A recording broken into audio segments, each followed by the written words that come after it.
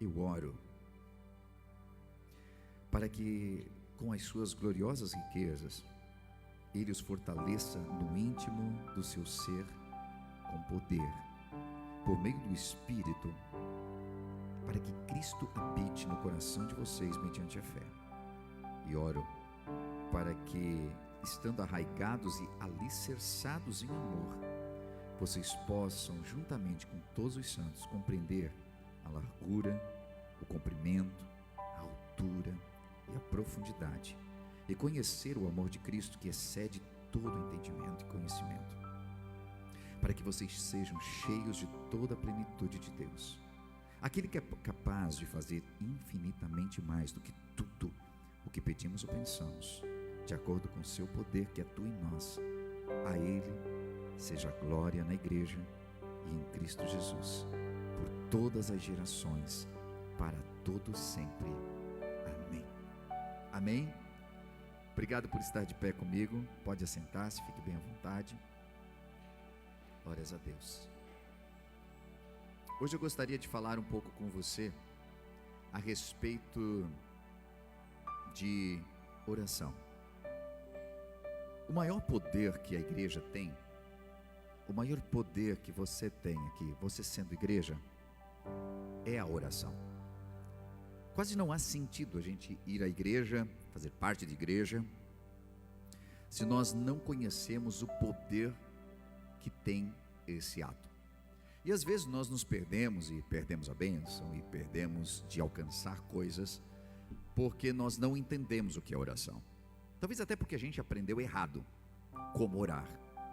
Nós, na didática da nossa infância, às vezes os nossos pais nos ensinaram a fazer algumas orações, o que é muito legal e o que é muito importante. E a gente repetia aquela oração e ficamos com aquela oração simples, mas talvez pela falta de uma intimidade com a oração, a gente lembra apenas da oração que fazíamos antes de dormir. Não trazemos essa oração para o momento da refeição, ou não adaptamos essa oração para as demais necessidades que nós temos, ou até a necessidade de agradecer mesmo. E se você prestar atenção, talvez nas orações que você tenha feito nos últimos anos, pode ser que elas estão muito mais parecidas com uma reza do que com uma oração. E há diferença entre as duas coisas. Nós rezamos, apesar da palavra reza ser muito atrelada à oração, nós rezamos. Obrigado, meu irmão. Rezamos quando recitamos. A reza geralmente ela está atrelada a algo pronto, conhecido e que você recita. Por isso é que advogados rezam a lei para um juiz na tentativa de fazê-lo, acatar a sua alegação quanto ao seu cliente. Reza. Ele não chega lá e diz: ó juiz, te peço. Não, ele reza a lei, recita a lei. Uma oração é uma frase. A oração é a espontaneidade, é a criação, é algo que você está emitindo do seu coração, nesse caso teológico, para o coração de Deus. Então a oração é tudo aquilo. Vamos tentar trazer uma síntese disso. A oração é você pegar o que você sente em seu coração e transmitir em palavras para Deus. Então às vezes nós pensamos que orar é simplesmente ficar repetindo para Deus algumas coisas, como se Ele não entendesse da primeira vez. É como se nós estivéssemos constantemente falando a mesma coisa para Ele, sendo de que logo após a oração do Pai Nosso, Ele já diz: olha, e vocês não usem de vãs repetições, até porque o vosso Pai já sabe o que vocês querem antes mesmo que vocês falem. Então poderíamos dizer que quando nós oramos, nós estamos exprimindo para Deus, e não apenas para Ele, mas para nós mesmos, a nossa intenção do pedido, da intercessão, da adoração. Estamos externando isso.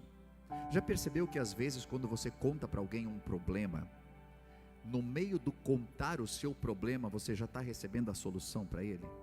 Você está dizendo, não, porque a minha vida está assim, assim, aconteceu isso, aconteceu aquilo, aconteceu aquele outro, mas eu sei que, Quando você diz, mas eu sei que, é porque à medida que você falou, verbalizou, saiu de você, você já começou a ver a solução, porque enquanto estava dentro era impossível. A partir do momento que saiu, você começou a ver a solução. E às vezes, teve situações em que eu sentei com alguém para um atendimento, e a pessoa falou, e eu, porque não me deixava falar.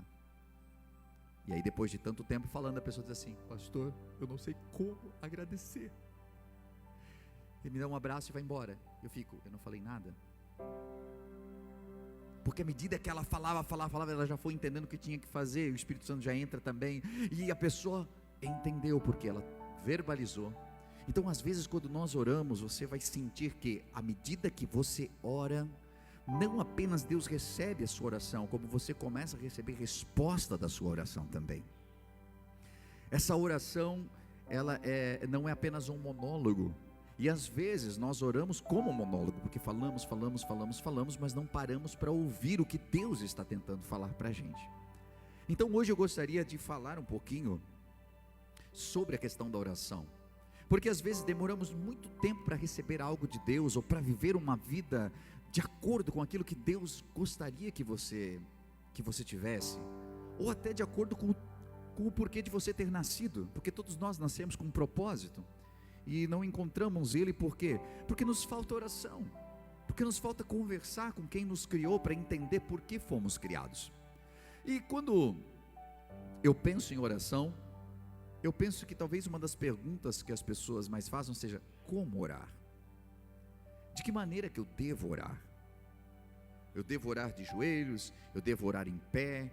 É uma falta de respeito se eu estiver deitado e fazer uma oração? Gente, não existe um formato de oração que Deus receba mais rápido, mais devagar. Apesar de que as pessoas dizem que quando a gente ora de madrugada, a resposta vem mais rápido, porque tem pouca gente orando. É só um dizer, né? Que enquanto tem pouca gente aqui no nosso hemisfério orando, o outro está acordado, né? Então não teria muito sentido isso. O fato é de que você ora da maneira como você estiver. Você está no seu carro, você está orando, você está sentado, você está ajoelhado, você está em pé. A oração não tem um formato, mas existe algo importante para a oração. E quando a gente está lendo esse texto que Paulo está escrevendo aos Efésios, ele já está fazendo uma oração, e ele diz, eu oro para que com as suas gloriosas riquezas, Deus os fortaleça no íntimo, com seu poder, por meio do Espírito Santo. Ele está fazendo uma oração intercessória por aquela igreja, para que Cristo habite no coração de vocês. E essa palavra, ela é muito importante, porque quando nós somos habitados pelo Espírito Santo de Deus, Ele está no nosso coração, a nossa oração flui diferente também. O que habita em nós determina a nossa oração. Perceba que a Bíblia diz em alguns momentos, né, que a boca fala do que está cheio o coração. As minhas palavras denunciam quem habita o meu coração. As minhas conversas, as minhas abordagens, as minhas mentiras ou as minhas verdades, isso determina muito a respeito do que mora, do que habita em mim. E a palavra grega usada aqui é bem interessante, porque duas palavras gregas são usadas para habitação. Uma delas é paraoikio e a outra é katoikel. E essas duas palavras, elas têm significados diferentes. Quando eu falo paroikel, eu estou dizendo habitação de passagem. Mas o texto usado aqui por Paulo usa katoikel, que significa habitação permanente. Isso é tão importante porque quando ele fala do desejo que ele tem, que Cristo esteja no coração daquela igreja, ele não diz, eu não quero que seja de passagem. A minha oração é que Cristo não passe de passagem em vocês, que o Espírito Santo não venha lá e apenas encha vocês no culto de quarta-feira, e você sinta uma alegria tremenda e faça uma oração linda, mas ele passe. Essa palavra paroikel era usada para determinar os viajantes. Eles passavam, ficavam um tempinho em uma determinada casa ou num alojamento, e depois eles iriam embora. Mas a outra palavra fala de alguém que constrói algo e que agora recebe alguém para permanecer em sua casa. Paulo está dizendo, dentro da sua oração, que a perfeição do que nós devemos buscar é que o Espírito Santo não apenas passe por nós, mas de que Ele sim habite, e de que eu seja essa casa favorita dEle, e de que Ele tenha prazer em estar comigo. Eu creio que você já tenha visitado inúmeras pessoas, em que você passa pela casa, você é apenas de passagem, você foi fazer uma visita, mas você inclusive acelera a visita para ir embora, porque não é bom estar naquela casa, não é gostoso estar naquela casa. Enquanto algumas casas a gente beira a inconveniência, porque as horas vão passando e a gente não tem vontade de ir embora. Não sei se você já viveu isso, mas a gente fica e as horas vão passando e a gente não quer ir embora, e está tão gostoso, e toma mais um café, e puxa mais uma conversa, e vai, porque eu queria habitar ali, porque o lugar é gostoso de estar. Assim também é quando a gente vem à casa de Deus, o ambiente está tão preparado, que a gente tem vontade de muitas vezes ficar na igreja. A gente diz, meu Deus, o culto podia ter 2 horas que eu ficava aqui. Por quê? Porque eu também me tornei um lugar de habitação, e quando Cristo se manifesta, o Espírito Santo se manifesta, eu tenho vontade de estar com Ele, e Ele tem vontade de estar comigo também. Mas eu saio desse lugar e o culto não termina, porque Ele continua dentro de mim, Ele continua habitando dentro de mim, Ele vai para a minha casa comigo, Ele vai para o meu trabalho comigo, Ele anda comigo, e é por isso que a oração, ela faz parte do meu dia a dia. E então não importa como eu oro, não importa as palavras que eu uso, porque eu estou tão cheio dele, eu tenho tanta intimidade, que quem habita a sua casa tem intimidade com você. Quando nós recebemos alguém que nunca veio na nossa casa, gente, é talher que tu nunca usou, bota uma xícara ali que fica pensando, minha avó que deu, a gente nunca usa, mas hoje eu vou colocar. Sabe, é do melhor ali, tu está servindo do melhor, mas é passageiro, né? A pessoa vai embora, tu volta. Agora, quando tu tens uma intimidade com as pessoas ali de dentro de casa, você nem pensa no que você fala de qualquer jeito, você está comunicando com aquelas pessoas, porque você sabe que elas também te entendem. Você vai servir e diz assim, senta aí, vamos comer. Você não tem todo um protocolo para aquilo. Quando a gente não tem Cristo habitando realmente em nós, nós precisamos de protocolos, porque a gente vai chegando assim, eu não conheço muito Cristo, né? Então vamos trocar uma ideia com Ele. Amantíssimo e eterno Pai, a gente usa até uma voz de locutor, eis que estou em tua presença neste momento, faz até um ecozinho assim na voz, eis aqui o teu servo, tua serva está aqui, Senhor. Às vezes eu paro para pensar como Deus recebe as orações, Ele fica dizendo assim, mas que bobeira aquilo. Nunca falou comigo assim? Não fala com ninguém assim? Eu sempre gosto de aliar as coisas à nossa vida cotidiana. Eu quero que você se imagine chegando na casa do teu pai, domingo, visita, e tu chega, bate palmas lá no portão e diz, ó Pai, que prazer chegar em tua residência. Teu pai vai começar a olhar estranho.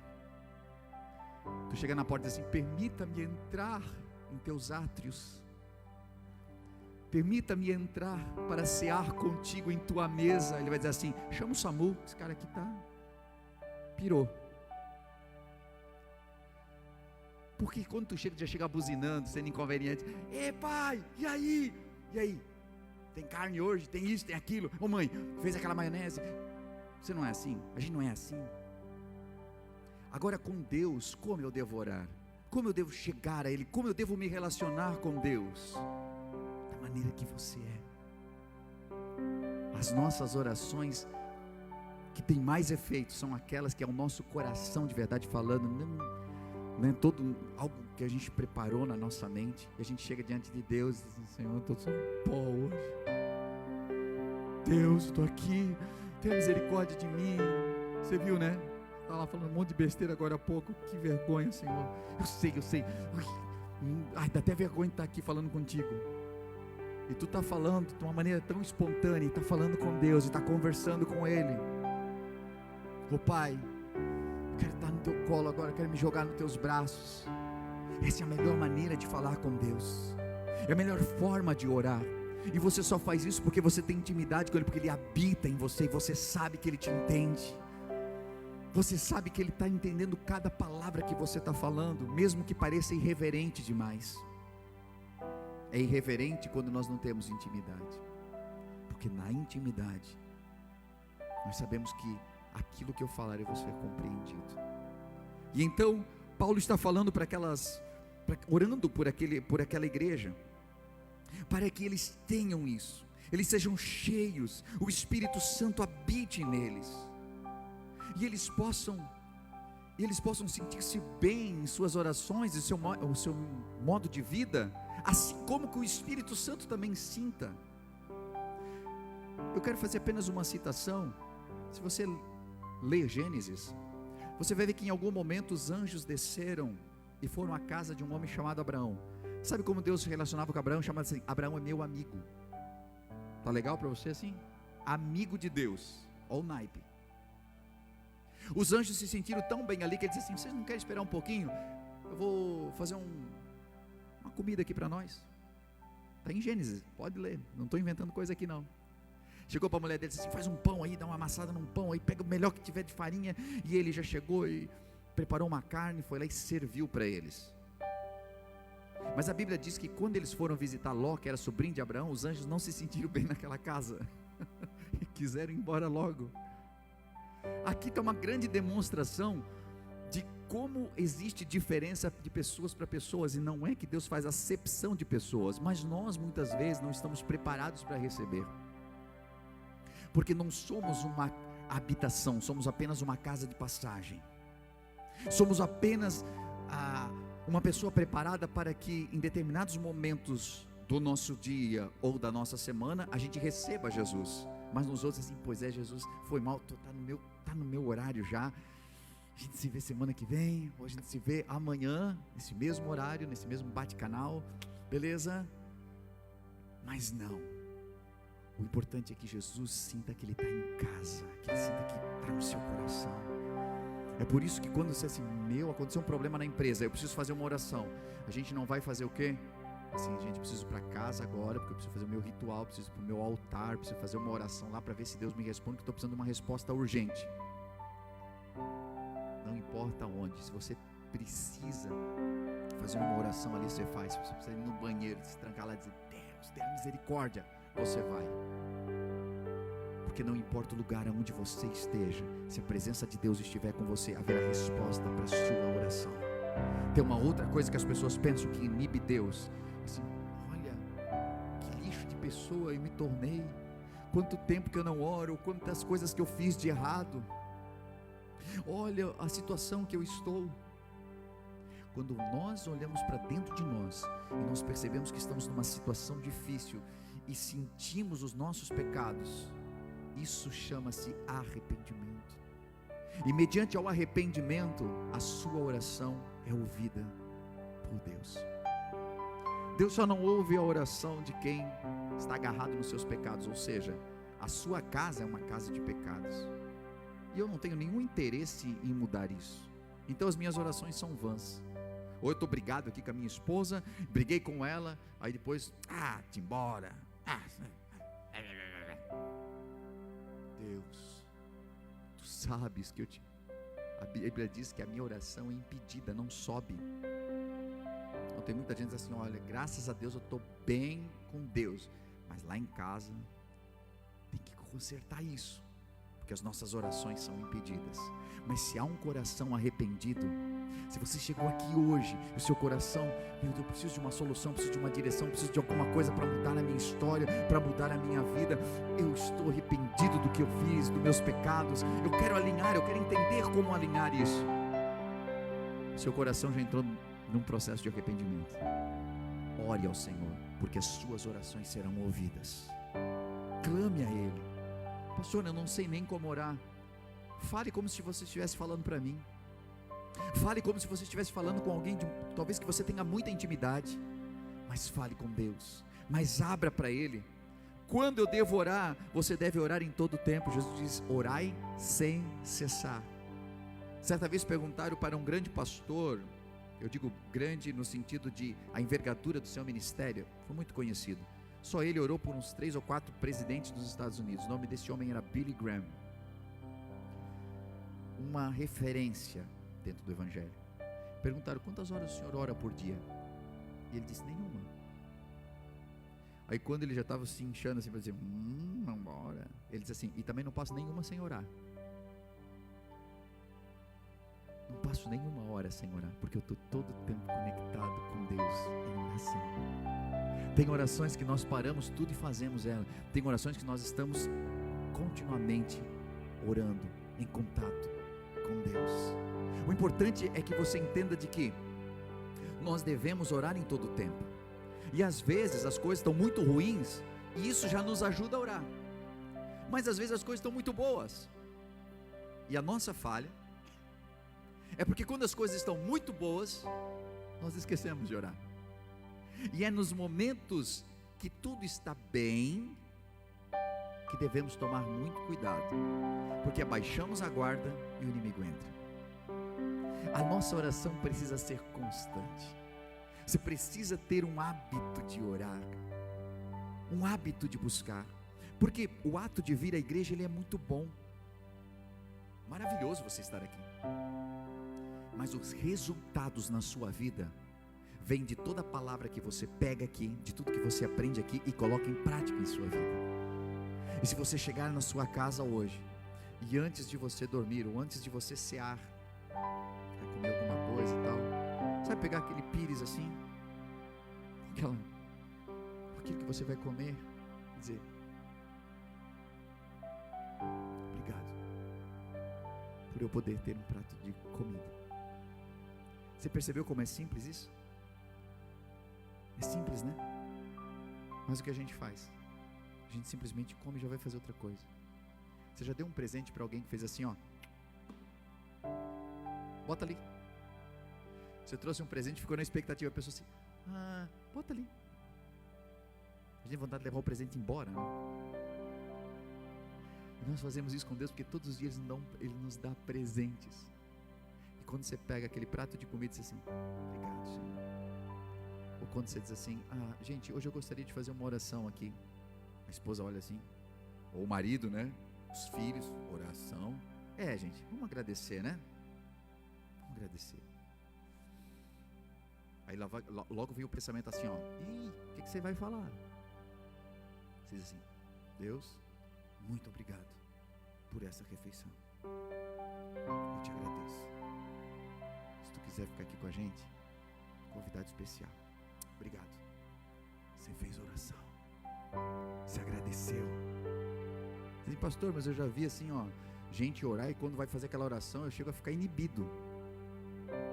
Realmente tem gente que ora, né, muito, e com palavras tão bonitas, e a gente se sente inferior porque a gente faz uma oração tão pequena. Mas você parou para pensar como Deus vê a sua oração? Eu tenho 4 filhos e o 5º está encomendado já. Tenho de 21, né? Tenho a de 15, tenho a de 14, tenho de 3. Todos eles sabem orar. A de 21 comparando com o de 3. Ela vai fazer uma oração: Senhor, eu te agradeço. Paizinho, tu és maravilhoso. Senhor, essa refeição. Obrigado pelo meu pai, obrigado pela minha mãe, obrigado por essa casa. Senhor, eu te agradeço. Aí pede pro Kim orar. Vai dizer o quê? Jesus, obrigado por esse dia. Abençoa nossa família. Tutinha. Em nome de Jesus. Amém. Bota os dois orar. Quem é que vai soltar? Um público olhando. O que vai soltar aquele? Que oração? A do pequeno, né? Mas qual é que tem mais substância? A da adulta, não é assim? Mas pergunta para o pai, pergunta para a mãe, qual é a oração que mais? A do pequeno, que orou algumas palavrinhas sem saber muito, mas orou. Agora eu quero que você pense que quando você ora, o teu Pai está olhando para você e dizendo: isso, essas palavrinhas que eu quero, é desse jeito mesmo que eu amo. Eu sei que você não sabe falar tantas e tantas palavras, mas você abrir a sua boca e me agradecer é o que toca o meu coração. Por isso, não acredite na vozinha que diz para você que você não sabe orar, porque quaisquer palavras que você solta em direção a Deus faz Ele olhar do céu, aquele coraçãozinho dentro do olho e dizer: oh, é o meu filho que está orando, é a minha filha que está orando. Anjo, manda a resposta lá, manda a vitória lá, porque ele entendeu que a oração é importante. Glória a Deus, aleluia. Por que nós devemos orar? Deixa eu compartilhar alguns dados com você aqui. Para você que diz: oração, esse negócio, religião, eu entendo. Só para você entender pela ciência. Uma pesquisa feita com 5.000 indivíduos na Universidade da Califórnia, em Berkeley, sustenta que aqueles que vão a cultos uma vez ou mais por semana têm índices de mortalidade de 25% a 35% mais baixos do que aqueles que não frequentam nenhum culto religioso. Um trabalho desenvolvido pela Dartmouth Medical School, relacionado a pessoas operadas do coração, a qual demonstrava que a porcentagem de cura dos pacientes se declaravam crentes, era 3 vezes superior, a porcentagem de cura, 3 vezes superior a dos que alegaram não ter nenhum interesse em vida religiosa. O Instituto Nacional para o Estudo do Envelhecimento nos Estados Unidos revelou sobre uma amostragem de 4.000 idosos da Carolina do Norte: a depressão e as enfermidades físicas afetam muito menos a quem professa uma fé religiosa. Observou-se que a pressão arterial média das pessoas que frequentavam a igreja é mais baixa do que daqueles que não frequentam. Em 1998, quando Randolph Burt, cardiologista de São Francisco General Medical Care Center, publicou o resultado de uma experiência que dividiu 393 pacientes do setor de cardiologia do seu hospital em 2 grupos. Um grupo recebeu orações e o outro grupo não. Bird acompanhou 29 indicadores de saúde nos 2 grupos e percebeu que em 6 deles, os pacientes que haviam recebido orações apresentavam melhores resultados. O que eu estou trazendo para você aqui é ciência, estudos que foram feitos. O que eu estou apresentando aqui é de que, apesar de que algumas pessoas estavam exercendo vida religiosa e isso trazia efeito sobre as suas vidas, beleza, está mais para cima, está mais feliz. Só que esse último dado que eu trouxe era de pessoas que não sabiam que estavam recebendo orações. Essas pessoas não sabiam, mas tinha gente orando por elas, 2 grupos. E o grupo que estava recebendo orações, sendo ele crentes, não crentes, conhecedores do cristianismo ou não, eles estavam recebendo orações, e os resultados que eles tiveram foram melhores do que do segundo grupo. E isso aqui é a ciência trazendo para você dados de que a oração tem poder, e de que quando você ora, Deus ouve a sua oração, e que pela fé que você exerce, pode ser que quem está do outro lado nem conheça e nem esteja vivendo uma vida adequada aos caminhos do Senhor, mas o poder da sua oração traz vida, traz chances para essa pessoa. Aquela mesma situação que eu contei, que o anjo visitou Abraão e Ló, tio e sobrinho.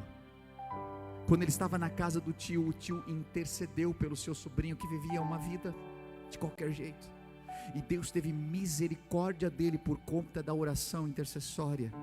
Talvez hoje eu vim aqui dizer para você que já está desistindo de orar: Deus ouve a sua oração, não desista. Você está clamando por alguém que você ama muito, não desista de orar por essa pessoa. Você está intercedendo por alguém dizendo assim: acho que não adianta, porque essa pessoa... Não pare de orar. A sua oração está fazendo algo fenomenal que você não está vendo. Deus está agindo, e talvez tudo que Deus precise é que você continue acreditando. Tudo que você precisa, talvez, é voltar a sua mente à necessidade de você orar, e talvez por você mesmo, porque de tudo que você faz, talvez a oração ainda é algo difícil para você, e nós não entendemos às vezes por que nós somos tão travados. Quando eu ia orar, eu tinha muita dificuldade, E aqui eu quero caminhar para o final da mensagem, não tenho mais tempo para abordar outros pontos. Porque quando eu errava, o castigo era assim, ó, fica de joelho lá e vai orar. Talvez alguém aqui sofreu isso também. O castigo era ficar de joelho orando. Aí quando alguém diz assim, vamos orar, irmãos, vamos vir aqui para uma vigília de oração, a gente pensa, pô, ficar de castigo, não fiz nada. Porque o ato de dobrar os joelhos e de orar sempre remete à criança que agora é um adulto, mas a criança que teve que ficar de joelhos orando porque cometeu um erro. E muita coisa no cristianismo ainda é muito voltada à punição. Teve uma certa vez, eu era uma criança, adolescente, pré-adolescente, né? E cometia muitos erros. Aí eu estava no meu quarto orando, à noite. E aí alguém entrou e disse assim, agora está aí de joelho, né? Apronta, e depois fica aí. Isso foi tão marcante para mim, que eu lembro da cena, eu lembro do quarto, eu lembro de tudo, por conta desse trauma. Isso me inibiu e me deu vergonha por muitos anos de orar, porque cada vez que eu cometia um erro, eu tinha vergonha de chegar diante de Deus, porque parecia que era Deus dizendo para mim, agora tu estás aí? Agora tu estás orando? Tu acha que eu não sei o que tu fez no verão passado? Falas de acusação. E talvez com base em tudo isso, eu venho aqui dizer para você de que certa vez alguém disse que as melhores orações são aquelas que têm menos palavras e mais gemidos, porque tem vezes que a gente nem consegue falar. Isso não significa que o Espírito Santo não saiba interpretar o gemido do teu coração, que saiba exatamente o que você quer dizer, e que talvez você se sinta tão culpado às vezes que não consegue nem falar com Deus, mas ainda assim o papai quer falar contigo e quer ouvir a tua voz. Você deve ter ouvido uma mensagem top nesse momento. Acabou de vê-la, falou muito com a tua vida e quem sabe passou no teu coração, uau, eu quero muito conhecer esse lugar, eu quero muito contribuir com essa obra. E nesse momento você pode fazer isso. Estou passando aqui para dizer de que há várias formas de nós contribuirmos na obra do Senhor. Às vezes com nossos talentos, os nossos dons, mas também com a nossa contribuição. Sabe que cada vez que você contribui, seja com teus dízimos ou tuas ofertas, você promove para que o reino de Deus se expanda. Para que trabalhos como esse possam chegar a milhares de pessoas, hoje via internet, ou mesmo dentro do ambiente onde nós estamos, aqui na cidade, onde nós temos a The Way Church. Hoje, pelas formas que você vê aí na sua tela, você pode contribuir. Seja o seu Pix, transferências, depósitos. O mais importante é que esteja ligado ao seu coração. Nós vemos na Bíblia Sagrada que haviam pessoas que contribuíam com seus dízimos, outras com suas ofertas. Os dízimos muitas vezes ligados a algo que, para mim, fica mais fácil de planejar. 10% daquilo que eu ganho, eu invisto no reino de Deus. Mas outras pessoas do Novo Testamento já não se atinham mais a dízimos. Algumas delas vendiam tudo que tinham e entregavam. Outras dividiam o que tinham. E dessa forma elas sabiam de que parte dos seus ganhos poderia alcançar a muitos. Então, da maneira como você sentir em seu coração, seja por oferta, seja por dízimos, mas que você possa fazer com todo o seu coração essa contribuição. E saiba, dentro do seu coração, de que cada vez que você estende a mão para que a obra de Deus continue evoluindo, crescendo e se ampliando, as mãos de Deus se estendem sobre você também. Não como um ato de cobrança ou negociação, mas porque Deus é fiel e nunca fica devendo nada para ninguém. Por isso eu convido você a fazer parte desse ministério, dessa obra, com as suas contribuições. E isso fará com que a gente continue ajudando tantas famílias que cada semana são restauradas, que nos procuram em busca de algo que não encontraram em mais nenhum lugar, às vezes sem esperança. E essa esperança não é levada apenas por nós, mas é levada por você, através do seu amor. Então, convido você a fazer segundo aquilo que o Senhor colocar no seu coração de fazer, e com certeza abençoará a muitos. Que Deus abençoe sua vida, continue nos acompanhando pelos canais que eu tenho certeza que é só o começo do que Deus ainda fará em sua vida e em sua família.